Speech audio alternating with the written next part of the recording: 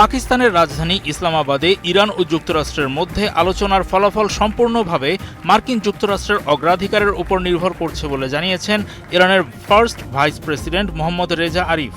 Social media এক্সে করা একটি পোস্টে তিনি উল্লেখ করেছেন, মার্কিন প্রতিনিধিরা যদি তাদের আমেরিকা ফার্স্ট নীতিতেই মন দেন তাহলে একটি পারস্পরিক লাভজনক চুক্তিতে পৌঁছানো সম্ভব। ইসরায়েল ফার্স্ট এজেন্ডার দিকে ঝুঁকে পড়ার ব্যাপারে সতর্কবার্তা দিয়েছেন আরিফ। তিনি বলেন, তেমনটি ঘটলে কোনো চুক্তি হবে না এবং ইরান অনিবার্যভাবে আগের চেয়েও জোরালোভাবে প্রতিরক্ষা কার্যক্রম চালিয়ে যাবে। এই পরিস্থিতির ফলে বিশ্বকে আরও বেশি মূল্য দিতে হবে বলে তিনি সতর্ক করেন।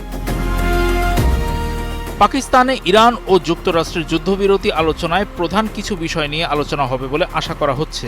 সেসবের মধ্যে ইরান জোর দিচ্ছে যে লেবাননে যুদ্ধবিরতি এবং ইরানের উপর থেকে নিষেধাজ্ঞা প্রত্যাহারের ব্যাপারে ওয়াশিংটন প্রতিশ্রুতি দিলেই কেবল আনুষ্ঠানিক আলোচনা শুরু হতে পারে। ইরান লেবাননেও যুদ্ধবিরতি চায়। মার্চের শুরু থেকে লড়াইয়ে প্রায় ২,০০০ মানুষ নিহত হয়েছে। ইসরায়েল ও যুক্তরাষ্ট্র বলছে লেবানন এই যুদ্ধবিরতির অংশ নয়, তবে তেহরান বলছে দেশটি চুক্তির অন্তর্ভুক্ত।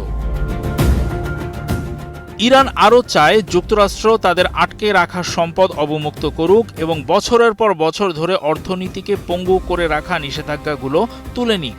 ওয়াশিংটন বড় ধরনের ছাড় দেওয়ার ইঙ্গিত দিলেও তার বিনিময়ে ইরানের পারমাণবিক ও ক্ষেপণাস্ত্র কর্মসূচিতে আপোস করার শর্ত দিয়েছে। হরমুজ প্রণালীর উপর নিজেদের কর্তৃত্বের স্বীকৃতি চায় ইরান। জলপথটি থেকে দেশটি ট্রানজিট ফি আদায় করতে চায় এবং সেখান দিয়ে যাতায়াত নিয়ন্ত্রণ করতে চায়।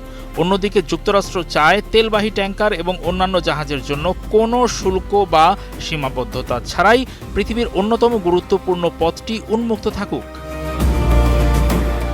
রমজান যুদ্ধে হওয়া সমস্ত ক্ষয়ক্ষতির জন্য ইরান ক্ষতিপূরণ দাবি করবে বলে মনে হচ্ছে।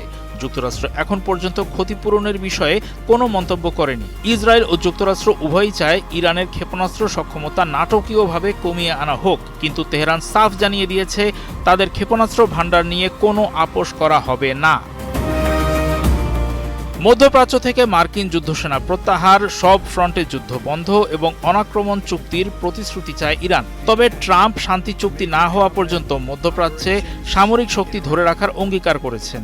তিনি সতর্ক করেছেন, ইরান যদি শর্ত মানতে ব্যর্থ হয় তবে যুদ্ধ পরিস্থিতি আরও তীব্র হয়ে উঠবে।